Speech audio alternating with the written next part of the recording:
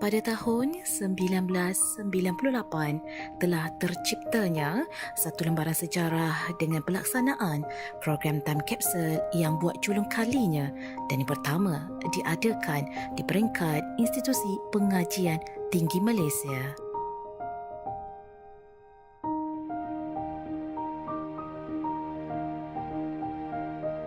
Program yang bertemakan PSA Capturing the Essence of Time telah dilaksanakan setahun selepas penubuhan Politeknik Sultan Salahuddin Abdul Aziz Shah PSA yang dahulunya dikenali sebagai Politeknik Shah Alam.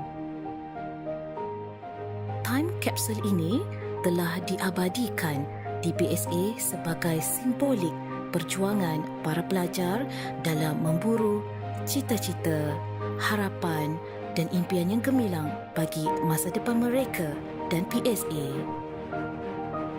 Setiap coretan dan hasil nukilan para pelajar dan juga seluruh warga kerja PSA telah tersimpan rapi di dalam sebuah peti khas selama 22 tahun. Dan peti tersebut akan dibuka pada tanggal 2 Februari 2020. Di saat ini, detik ini merupakan tarikh yang bersejarah kerana Time Capsule pertama ini akan dibuka di hadapan seluruh warga PSA. Saksikanlah PSA, inilah impian dan cita